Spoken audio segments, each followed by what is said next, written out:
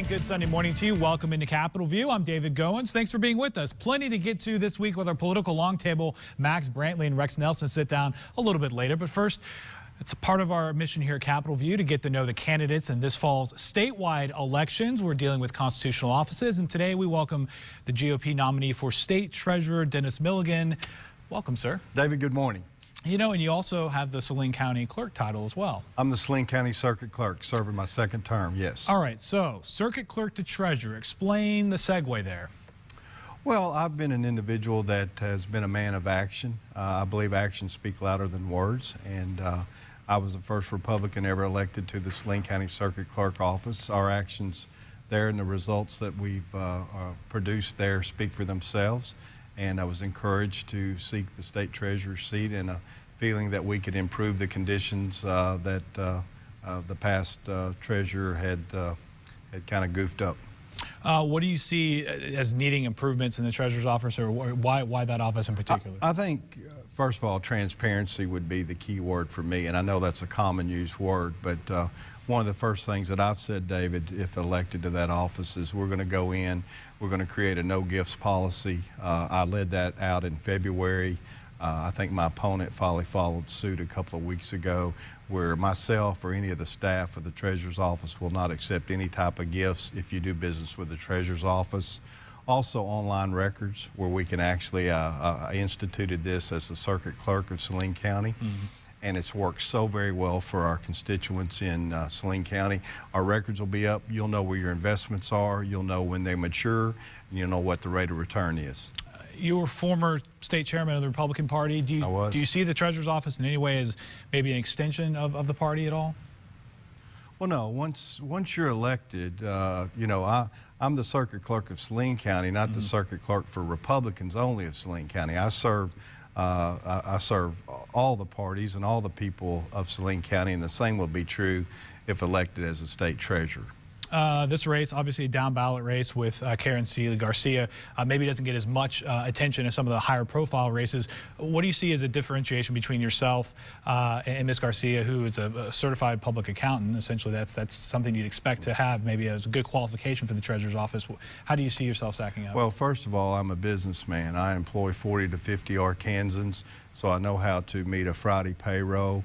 I'm also a county level executive with 22 employees that I oversee and administer, and that's what the Office of State Treasurer is. It's an administrative position. I'm not saying that you don't have to have knowledge, and I certainly think that being a CPA or an accountant might help improve, but I still think my overall life experiences with respect to private business, county government, and being involved in state government is an advantage. You defeated State Representative Duncan Baird from Lowell for the Republican nomination. We did. How do you feel that race went? Because there certainly was some talk about the way that race was conducted from, well, at least from your standpoint. Yeah. We as Republicans are new to the primary. I mean, when I was state chairman, one of the things that I worked very hard was to create primaries, and unfortunately, we weren't totally successful at that. Now it's changed, and we're going to have more and more primaries for these positions within our own parties, and we're still learning. And certainly that race was a competitive race. Somewhat controversial race, I guess, but... Do you think you were responsible for the controversy? No, I think Duncan and I will both agree that we're never going to agree on the total outcome of that race, and we certainly appreciate the race that Duncan ran. And the party, David, made their choice. The party said, Dennis Milligan, we want you. I guess...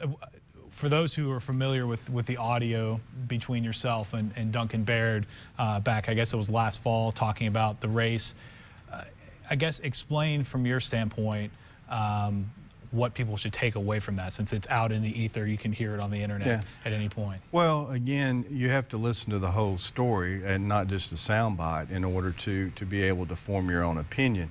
Again, I think I've crossed that road because the Republican voters in the primary said, Dennis, by 8 points, we want you to be our next treasurer. Right, but you're going into a general election where undoubtedly that very well could get brought up again. You know, if it is, it is, and we're prepared to We have a statement. We've made a statement about that situation, and we feel good about we're leading in the polls currently right now, and I expect to improve on that. So you didn't feel there was any pressure or anything ethically questionable with that exchange between yourself and Duncan Baird? Absolutely not. Okay. Obviously, the treasurer's race will, like we said, a down ballot race, but will have, you know, a fair amount of attention because of former treasurer Martha Schaffner and the problems that that office has incurred. How do you think the office is being run currently with the treasurer that's in there currently? I think Mr. Robinson was a great choice by Governor Beebe to put him in. He's a real non-political type of a guy, and he's kind of a great behind-the-scenes guy. He's not looking to promote himself in any way. In fact, I think I understand he actually works for nothing. He volunteered his time, and I certainly commend Mr. Robinson for his public service. So do you consider it a non-political office if you're there as well? I think that it's going to be political because people in the public are going to make it political. That's not the way I'll govern, though. How would you govern, I guess? I'm going to govern, when I'm elected as state treasurer, I'm going to be the state treasurer for all Arkansans, not a particular political party. Okay. We'll watch this race very closely. Mr. Milligan, thanks for joining us this morning. David, thank you so much. Proud to be here. Good to see you. All right. Well, when we come back after a quick break, Arkansas's private option appears to be increasing in enrollment. We'll break down how the state ranks nationally when it comes to covering the uninsured. I'm David Goins. You're watching Capitol View on Sunday morning. I needed the best economic team to kickstart the Arkansas economy, so I called John Burkhalter. I've known John for years. He built several small businesses in Arkansas, creating hundreds of jobs. John Burkhalter worked closely with me to recruit companies and bring new jobs to Arkansas. For Lieutenant Governor, nobody knows more about creating good Arkansas jobs than John Burkhalter.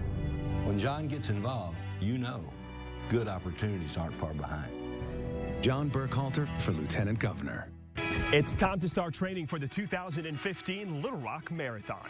Whether you're an experienced athlete or a complete beginner, the Little Rock Marathon training coaches, Tom and Hobbit, can get you ready for the big day.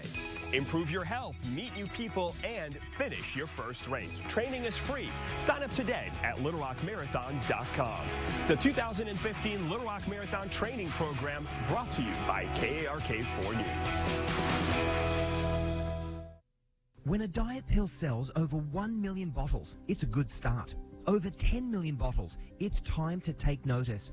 But when it sells over 20 million bottles, it's time to try it. Now you can join the millions of people who have tried America's #1 selling diet supplement, Lipozene. I lost 20 pounds with Lipozene. I lost 7 inches off of my waist and I lost 2 dress sizes and I feel amazing. I lost 35 pounds in 10 weeks using Lipozene. Lipozene is so powerful, it's clinically tested to help you lose weight without having to diet or exercise. I don't have time to go to a gym. I take Lipozene twice a day. I'm almost back down to my high school weight, so I'm really loving that. Now you can try Lipozene risk-free for only $29.95. But call now and we'll double your order, pay for your shipping, and give you a $20 bottle of Metabo-Up, all absolutely free. That's right, free, but you must call right now. Call 1-800-713-6795. Are you a man over 40 and feeling tired, losing muscle, have less romantic drive? Then call now for the Ageless Male free testosterone giveaway. Every man who calls in the next few minutes will receive a free 30-day supply of Ageless Male. Ageless Male has ingredients clinically shown to increase free testosterone levels, and that supports muscle health, boosts romantic drive, and supports energy metabolism. Your free 30-day supply is waiting for you. You're watching Capitol View, Sunday morning talk focused on the political scene in Arkansas. And welcome back to Capitol View. I'm David Goins. The rate of Arkansans without health insurance falling the fastest in the nation, according to a Gallup poll out this week. 22%, nearly 1 in 4 in the state lacked medical coverage last year, placing Arkansas behind only Texas for the most uninsured. That figure now stands at 12%. That's the largest drop in the amount of medically uninsured. No doubt in large part, almost entirely, to the now more than 192,000 enrolled in Arkansas's compromised Medicaid expansion, the private option. I think this is a huge win for Arkansas citizens on many different fronts. These are real people with real problems that haven't been able to go to the doctor because they didn't have an insurance card, and now we have 45% more of those individuals with an insurance card able to go seek care. Governor Mike Beebe responded to the private option and the poll saying, quote, "We said it would make Arkansas a national leader for innovative healthcare solutions, and this report proves that to be true." Arkansas's congressional delegation responding to the latest escalation of violence in Iraq. Attacks began Friday morning after President Barack Obama authorized targeted airstrikes against rebels in northern Iraq, this following humanitarian aid to thousands that were forced to flee. The president said he hoped to prevent potential genocide. I think that we need to go ahead with the attacks as the president's outlined, and if they continue, then he'll need to report to Congress and things like that. But I think what he's doing right now is a measured approach and the right thing to do. The White House says the U.S. will not put combat troops on the ground, and ultimately it's the job of the Iraqi government to resolve the ISIS threat. Well, new polling out this week showing the race for the U.S. Senate a virtual toss-up. Public Policy Polling's latest survey gives Congressman Tom Cotton a 2-point advantage over Senator Mark Pryor. There are gains to be had. 14% say they are undecided at this point, now less than 3 months out from the election. Another 7% say they support a third-party candidate.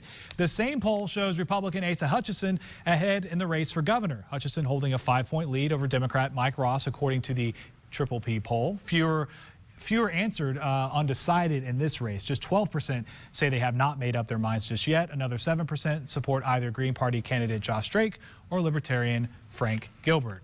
And Asa Hutchinson says he wants to take the Environmental Protection Agency to court. The GOP governor candidate telling reporters on Monday he would ask Arkansas's next attorney general to join a lawsuit opposing a proposed clean air rule from the EPA. The rule that was announced in June would require Arkansas to cut greenhouse gas emissions by 44% by 2030. I've seen this train moving before. You better move early. They have been working on this a long time. The Congress has not given them what they wanted, and so they acted unilaterally in terms of this administration. Mike Ross tells Capitol View Hutchinson really late to this anti-EPA party, saying it's about time Congressman Hutchinson finally took notice of this issue. In fact, just hours before Congressman Hutchinson's press conference, I spoke to the electric cooperatives of Arkansas and once again pledged to do everything in my power to stop the overreaching EPA. Also on Monday, Arkansas's current Attorney General was in D.C. talking about the proposed greenhouse gas reduction rule with an EPA attorney. Dustin McDaniel calling the meeting, quote, productive and a step in the right direction. McDaniel sent a lengthy letter explaining the effects the proposed rule would have on electric rates and potential reliability for Arkansas consumers. Well, Democrat Pat Hayes releasing his first TV ad this week in the open race for Arkansas's 2nd congressional district. The former longtime mayor of North Little Rock, 24 years in all, touting the growth he saw in his city on the north side of the Arkansas River nearly during his run as mayor. Hayes faces Republican French Hill, also from Little Rock, in the race to succeed Tim Griffin, who is leaving Congress after this term, seeking the lieutenant governor's position. 3 Arkansas voters who filed a lawsuit against extending legislators' term limits gaining support. Arkansas Term Limits, the committee formed to defeat Amendment 3, has given its support to the lawsuit. Amendment 3 would allow someone to serve in either chamber of the legislature for 16 years if they so chose. The lawsuit wants to strip it from the November ballot, saying it is constitutional fraud. We would welcome the opportunity to debate term limits around the state. I think that's healthy for democracy, but it's not healthy when they hide it on page 16 of an unrelated amendment.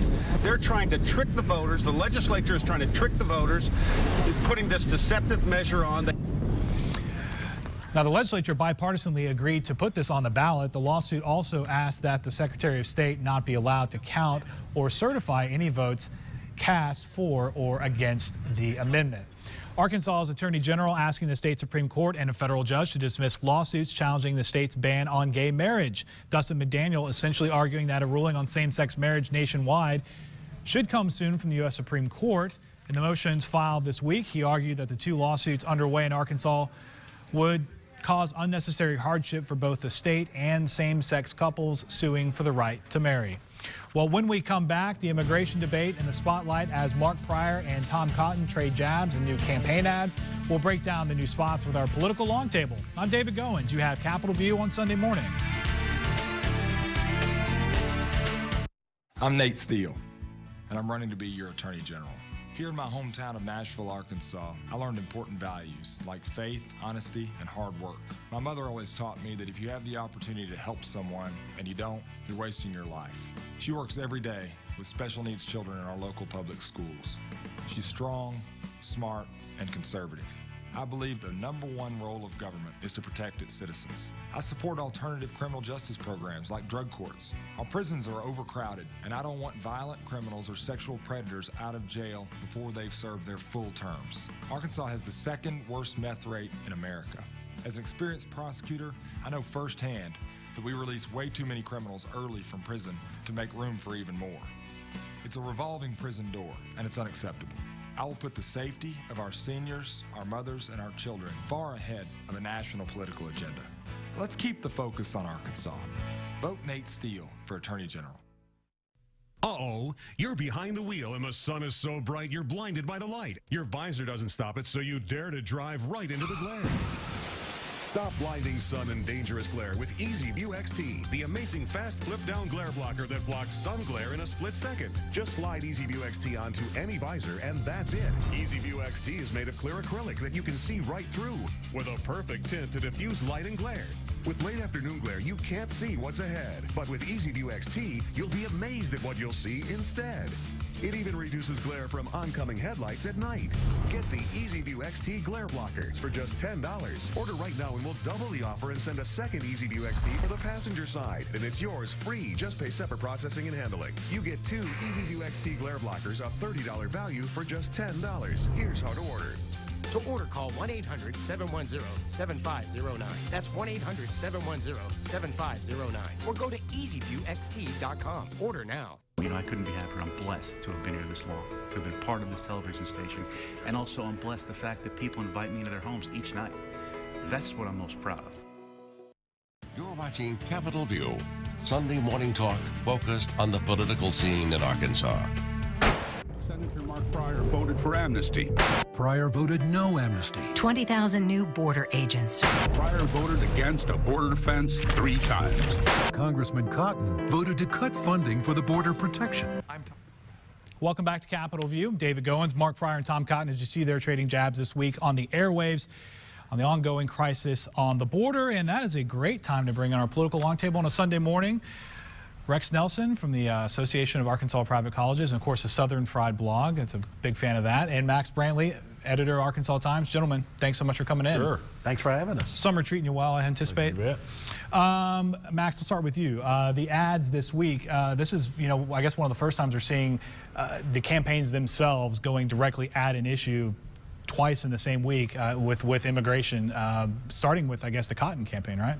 Well, the sense is that it's a winner, judging by Tom Cotton's immense ad buy.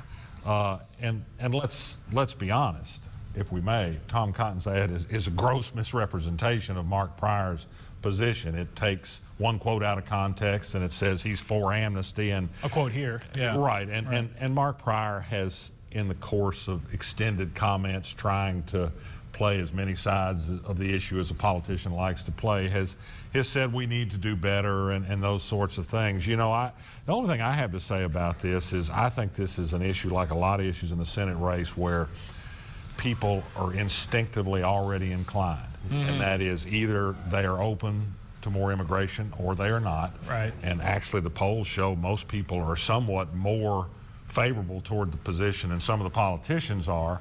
But the current climate has caused fear, and Tom Cotton is playing on it. And I think people who tend to be leaning Republican to begin with find the word immigration a good dog whistle. They don't really need to hear the facts. Is this one of those reinforced issues, kind of what Max was talking about? Everyone seems to have a thought about immigration, border security, Rex? Yeah, I continue to think that this race pivots on President Obama's popularity ratings. Yeah. As he goes up, Mark Pryor has a better chance. As he goes down, Tom Cotton has a better chance. He's been going down again, and this immigration crisis and the tremendous amount of media attention it is receiving has caused that. You know, a few weeks ago, we were sitting on shows like this and saying, well, Pryor's hanging in there and Pryor's ahead, and a lot of people weren't expecting this.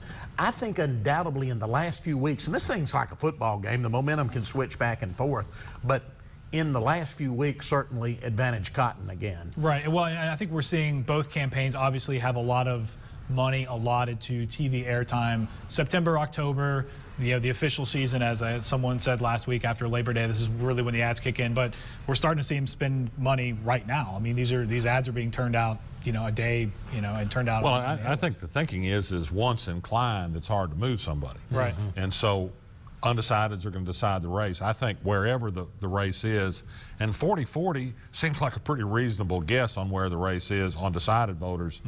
It's undecided. The most interesting thing about the most recent poll, I thought, was how many of the undecided voters were women. And this is a place where I think Mark Pryor has more to gain than Tom Cotton does, because security issues, social issues, nutrition issues, the things that are traditionally viewed as Democratic issues, ought to work in his favor. If it's strictly an independent, even gender split undecided voter, that absolutely works in Tom Cotton's favor. Well, and kind of on the inverse, Cotton's campaign on Friday released an ad essentially combating, was a Democratic senatorial committee, this children's hospital, trying to set the record straight there. So you've seen both campaigns essentially do that this week, right? Yeah, and again, back to the television ads. You were talking about the big buys. I mean, it's going to be so saturated after Labor Day, you'll be able to get up and turn on the station at 3 in the morning, and you're going to have back-to-back-to-back political ads. I'm not sure that there's not a point, if we haven't already reached it, that voters' eyes kind of roll back in their head, and they don't even pay attention anymore. The scientific polling I'd like to see would be, do the ads move people? Yeah. That's what I'd like to see, and if they do, which ones do? Well, we talked about, I was talking about it with somebody last week, I think in a radio interview, the idea of, is there any demonstrable way to know the amount of money that's spent in these races, millions and millions of dollars? I mean, you talk about wanting to get bang for your buck if you're a businessman. There's no way to know if you're getting value from these ads other than just total saturation. Right. And the ad fatigue is enormous. Oh, it is. I mean, you think back a year ago, we already had ads running. A year ago. And we're not even to Labor Day now in the election year, and it is just saturated at any hour. Man, I hear from more and more voters, I just don't watch anymore. Turn it off, yeah. Well, hopefully they're still they're watching the in. show. They're watching this show. They're not watching some of the political ads. Rex and Max here, my gosh. Keep the TV on. All right, guys, stick around. We'll have a little bit more. We'll wrap up the show with Max Brantley and Rex Nelson when we come back. I'm David Goins. You're watching Capitol View on Sunday morning.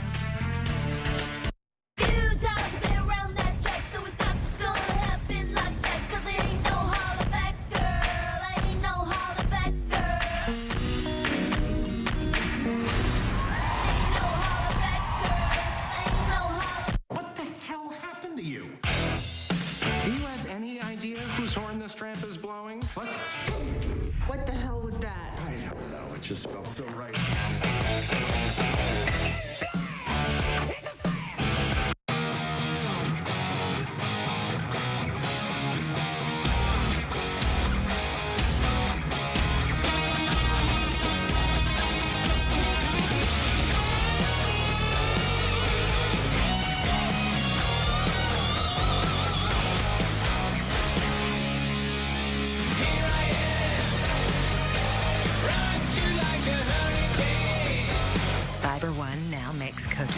Find them in the cookie aisle. Thousands of Arkansas kids are hungry, and because Community Matters, KARK4, and the Arkansas Rice Depot are joining forces for the Food for Kids Telethon August 14th. We're going to be here all day August 14th waiting for your call. Just $1 can feed a child a meal. $5 can fill a backpack that will feed them every night for a week. We want to make a difference, and we hope you can help. For more information, visit arkansasmatters.com. It's the Food for Kids Telethon Thursday, August 14th.